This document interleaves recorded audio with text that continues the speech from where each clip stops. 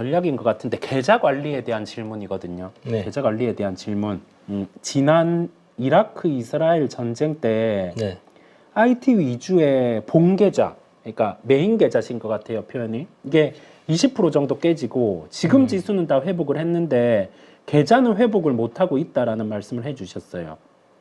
그래서 물어봐 주신 게 포트 변경을 할지 아니면은 매도를 다 하고 뭐 시장이 하락이 나올 때 다시 접근을 할지.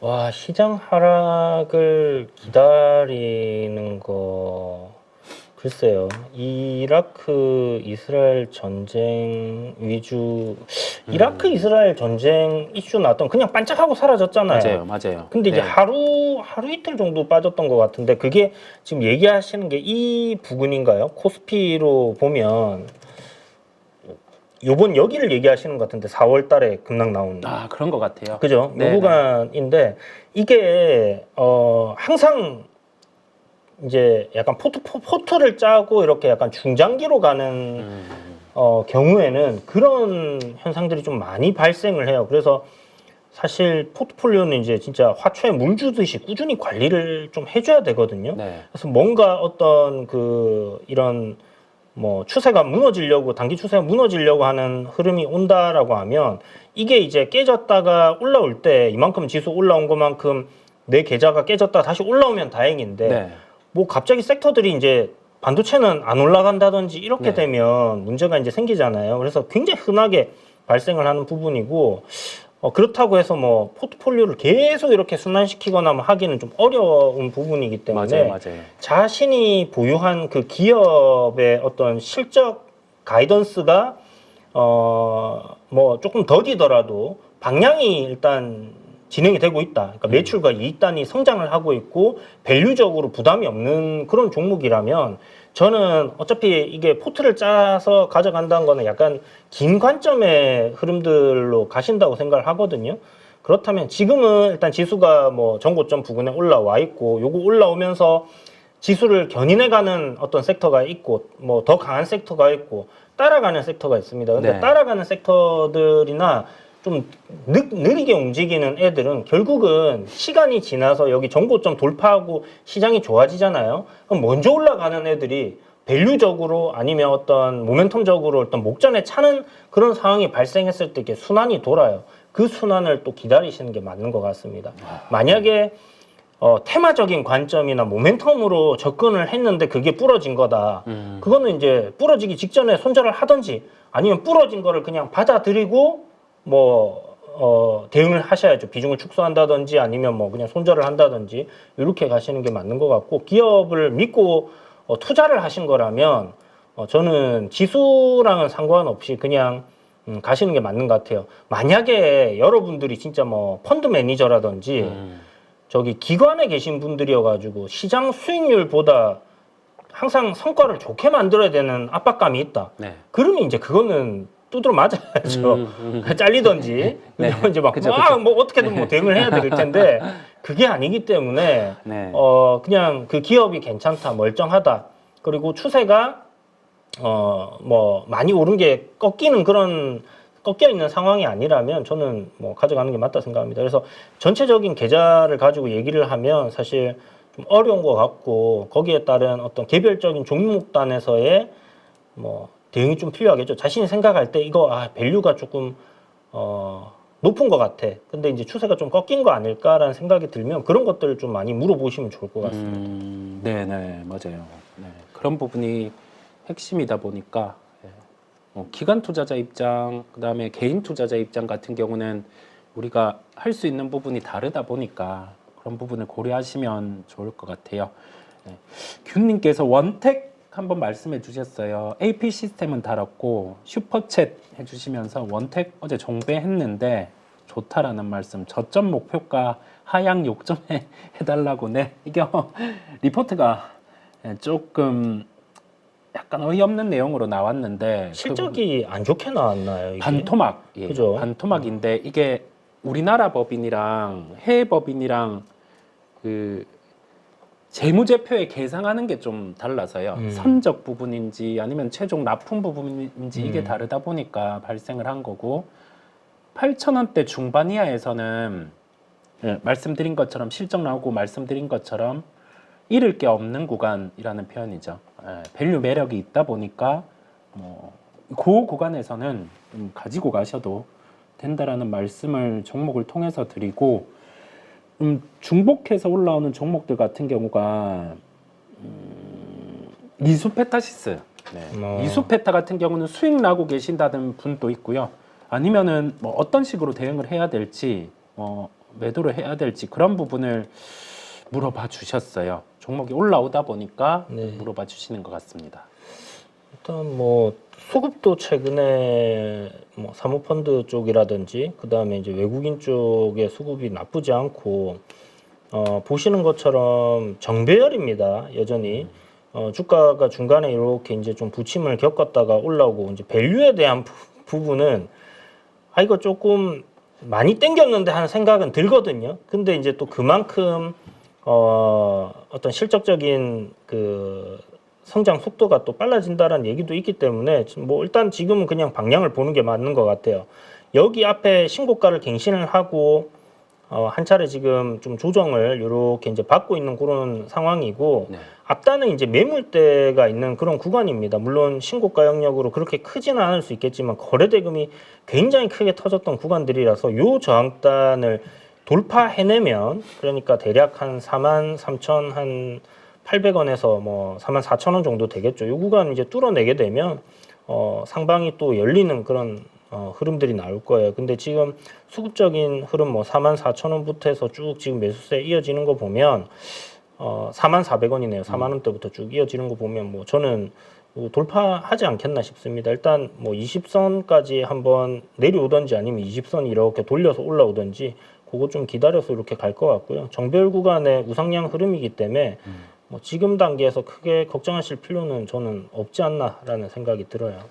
맞아요. 저도 이 부분은 공감이고 이수페타시스도 그렇고 우리가 제품을 만드는 회사들 같은 경우가 증설했던 스케줄 이게 가동되는 부분들을 보면 되는데 이수페타시스는 7월에 증설 부분이 가동됩니다. 그렇다 보니까 그 중간에 엔비디아 실적 이런 부분을 놓고 반응은 할 수 있을 텐데 그래도 아직 긍정의 시각이에요. 종목 주도주군들 같은 경우를 산업이 꺾이기 전에 굳이 이 가격을 꺾으면서 전량 매도는 할 필요가 없다라는 말씀을 종목을 통해서 드려봅니다. 그리고 대표님께 직접적으로 딱 찍어서 물어봐 주셨어요. 현대차를 어떻게 보시는지. 현대차. 현대차. 네, 최근 조금 무겁기는 한데. 한번 저는 물어봐 주셨어요. 현대차 굉장히 좋게 보고 있거든요. 네. 이게 지금 그 월봉으로 보게 되면 가장 그 최상단 부근의 어떤 그 2010년도 뭐 이렇게 이제 차화정 한참 달릴 때 고점을 찍었던 그런 구간까지 이제 팬데믹 때 한번 올라갔었고요. 그리고 지금 이제 다시 올라오는데 이때 실적이랑 지금 실적이랑 비교하면 네. 지금 훨씬 좋아졌어요. 그러면 저는 주가는 더 가야 된다라는 입장인 거고 시장을 우리가 놓고 한번 보면 결국은 지금은 이제 10년짜리 하락 사이클이 끝나고 상승 사이클로 들어가고 있는 초입 구간이라고 생각을 하시면 되거든요. 물론 중간중간에 이제 우리 4월 달에 겪었던 그런 부침들은 나오겠지만 우상향 흐름이 이어질 가능성이 저는 굉장히 높다고 봐요. 글로벌적인 어떤 경기 흐름 이런 거 봤을 때도 나쁘지 않습니다. 미국 경기 너무 좋잖아요. 너무 좋아서 지금 금리를 내리니 많이 하는 그런 이야기들이 나오고 있는 상황이고 물론 뭐 물가가 그게 좋다 보니까 물가가 빨리 안 잡히는 그런 부분들이 이제 선행되는 거지만 어쨌든 이 자동차라는 거는 굉장히 고부가 가치 그러니까 뭐라 그래야 되지? 비싼 상품이잖아요. 네, 이게 네. 한두 푼으로 살 수 있는 게 아니잖아요. 그러다 보니까 어떤 경기가 좋을 때 잘 팔리고 경기가 안 좋으면 좀 잘 안 팔리고 이런 부분들이 있습니다, 분명히. 근데 금리 인상하면서 안 팔릴 거다 했는데 지금 잘 팔렸다는 결과가 나왔고 금리를 이제 올해 한 번 인하하느냐 아니면 뭐 내년에 하느냐 인상만 안 하면 저는 된다 생각하거든요. 네. 그러면 결국은 지금 금리 인상을 한 상태에서 잘 팔렸는데 이게 갑작스럽게 안 팔릴 이유는 뭐 딱히 없다라는 거죠. 지금 경기가 나빠지고 있는 상황도 아니기 때문에. 그렇다면 저는 긍정적인 시각으로 봐야 된다 생각을 하고 있고, 여기에 더해서 정부에서 하고 있는 밸류 프로그램, 이거 물론 뭐 지금 이야기는 많습니다. 물론 금투세 관련된 부분하고 분리과세 하는 부분하고 양도소득세까지 만약에 양도세까지 손봐주면 날아갈 수도 있어요. 그러니까 배당을 이렇게 하면, 분리과세가 안 되면 배당을 했을 때 이게 아시겠지만 종합소득세 49% 거의 50% 내야 되거든요. 근데 만약에 이거 해준다 그러면 한 27% 내면 끝입니다. 금투세가 된다고 했을 때, 그죠? 금투세 안 되면 더 좋은 거고, 오히려 그렇게 생각하면 대기업들, 배당할 수 있는 기업들 같은 경우 배당 엄청 해줄 수 있어요. 왜냐하면 뭐 개인 주주들이 좋아서라기보다는 대주주들이 세금 많이 안 내고 이거 돈을 가져가는 거니까, 뭐 그렇게 우리는 뭐 얻어 먹는 거죠. 뭐 그렇게 생각하시면 되고, 추세적으로도 뭐 상승 추세 유지를 하고 있기 때문에 이 구간을 이제 언제 돌파해 주느냐, 저는 그게 관건이다 생각을 하고 있습니다. 그래서 일단 26만 원짜리 돌파 여부 보고요. 여기서는 23만 5천 원대 700원, 23만 5,500원 이런 구간을 다시 내려오지 않는다라면 뭐 단기적으로도 흐름이 나쁘지 않을 것 같다, 이렇게 보고 있습니다. 맞아요. 현대차 같은 경우 말씀을 해주셨고, 삼성 SDI 같은 경우도 물어봐 주셨어요. 6% 정도 수익 구간이라는 말씀을 해주셨는데, 아우, 저 좀 잘 잡으셨네. 네네, 타이밍을 잘 잡으신 것 같아요. 네, 한번 물어봐 주셨습니다. 저 일단 그 셀 3사 중에 제일 주가 흐름이 지금 양호한 것 같습니다. 네네. 그리고 일단 그 전고체 배터리에 대한 부분이 가장 이제 앞서 있다 보니까 거기에 대한 어떤 기대감 뭐 이런 것도 여전히 있는 것 같고요. 사실 지금 얘기는 반고체 배터리 이야기가 좀 나오면서 전고체 배터리들 조금 지지부진하게 움직였던 그런 형태라 생각하는데, 지금 요 구간의 어떤 그 주가 흐름을 봤을 때는 바닥을 좀 만들어 가고 있다라는 생각이 많이 들거든요. 네. 그래서 그런 관점에서 요거는 지금 21 이평선도 네. 이제 방향을 좀 돌리는 그런 형태이기 때문에 요거 이제 전고점 일단 넘기는 흐름까지는 한번 봐야 될 것 같습니다. 여기 앞에 뭐 49만 5천 원이 저항으로 이렇게 이제 조정을 받았다가 저점을 올리면서 지금 올라오기 때문에 추세적으로는 상승으로의 전환이 지금 만들어지고 있다 생각하거든요. 지금 너무 평단이 좋으시기 때문에 요거는 제 생각에 그냥 매수가 깨지지 않는다면 한번 가져가 본다, 요 생각으로 보유를 하시면 좋을 것 같아요. 네. 최근에 흐름이 그래도 좀 주가가 돌려지는 흐름인데, 제가 2020년, 19년, 20년 때 삼성 SDI를 탐방을 갔었어요. 예, 삼성그룹 전체를 놓고 갔었는데, 이때가 양해년도가 2020년 3월 같은 경우 주가가 이렇게 빠졌었잖아요. 이때가 ESS 쪽 불났을 때거든요. 네, 불나서 그때는 실적 있는 부분 다 미뤄진다라고 했는데, 이게 안 좋은 시기를 겪고는 주가는 이렇게 2차 전지 않고 올라왔어요. 전동공구 쪽 우선은 뭐 실적이 나온다라고 하면서 이런 식으로 주가가 갔었거든요. 자, 그때랑 지금 좀 비슷하게 주가가 돼 있어요. 비슷하게 주가 돼 있는데, 요때 실적이랑 요때 실적, 물론 세부적으로 봐야 되겠지만 비교해 보면 여기에서 아래로 빠지기보다는 위가 좀 유리해요. 시간이 조금 더 걸린다 하더라도. 그래서 큰 그림으로 봤을 때 같은 경우는 삼성 SDI는 상승이 더 유리하다라고 결론을 지어볼 수 있겠습니다. 네. 동진 세미캠 한번 볼게요. 동진 세미캠 분석 부탁 말씀을 해주셨는데요. 가격 타이밍을 얘기를 하시는 건지 한번 동진 세미캠 한번 보시겠습니다. 어떻게 보세요, 동진 세미캠? 이게 지금 전고 앞에 저항 자리를 좀 맞고 이제 밀렸는데, 요 5만 원이라는 가격대가 앞에 보시면 2021년도 이제 고점 부근이잖아요. 신고가를 넘어설 때 그걸 한 번에 이렇게 뚫고 가는 경우들도 있긴 하지만, 시총이 2조짜리입니다. 2조 2천억에 뭔가 뭐 갑작스럽게 대단하게 뭐 이런 모멘텀을 타고 움직이는 게 아니라 그 반도체의 어떤 소재라는 부분에서 이런 박스권을 돌파하고 지금 올라가는 그런 그림인 거거든요. 아직은 뭐 우상향 흐름이 유지가 되고 있고 이게 지금 요 한 3일 정도 조정 나온 게 뭐 일단 이게 42,000원짜리를 이탈시킨다 하면 저는 조금 경계감을 갖고 보겠지만 여전히 저는 이게 이 고점을 갱신을 하러 가는 그림이 아닐까라고 네네. 생각을 하거든요.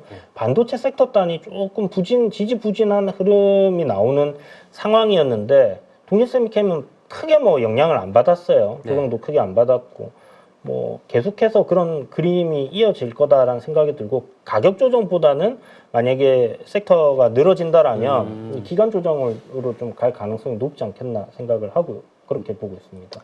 맞아요. 이 종목은 박스권 우선은 생각하시면 되고 박스권 상단을 돌파할 때는 그 이전에 어떤 현상이 나타날 수 있냐라고 하면 2차 전지 수주, 네, 뭐 예전에 예상되었던 부분의 수주들 그게 나올 거고요. 그렇지 않으면은 박스권인데 짚어주신 것처럼 반도체 업황 같은 경우가 여기에서 나빠지는 게 아니라 지금은 디램 낸드 이쪽이 돌아서서 처음에 1분기 실적 볼 때 가격이 올라왔잖아요. 그러면 올라온 가격에서 이 디램 낸드를 만드는 기업들이 가동률을 올리겠죠. 더 찍어내면 수익이 나오니까. 그래서 막 가동률을 올리다가 너무 많이 올리면 또 이 가격이 빠지면서 실적들이 밀리거든요. 근데 그게 아직은 아니다 보니까 동진 세미캠도 괜찮습니다. 예, 괜찮아요. 괜찮고 박스권으로. 네. 그렇게 말씀을 드리고 한 종목 우리가 한양 앞에 한양 들어가는 종목 많은데 한양요? 예, 한양 들어가는 종목 많은데 한양 ENG 한번 볼까요? 한양 ENG 이쪽이 우주항공 쪽. 아, 네. 네, 우주항공 쪽이고 이런 차트는 매매하기 좀 힘든데 혹시 어떻게 보실까요? 그러니까 이게 사실 우상향을 이렇게 타고 있어서 요 앞에 지금 주가 한번 쏴 올렸다가 이렇게 내린 거 봤을 때는 나쁘진 않습니다. 네네.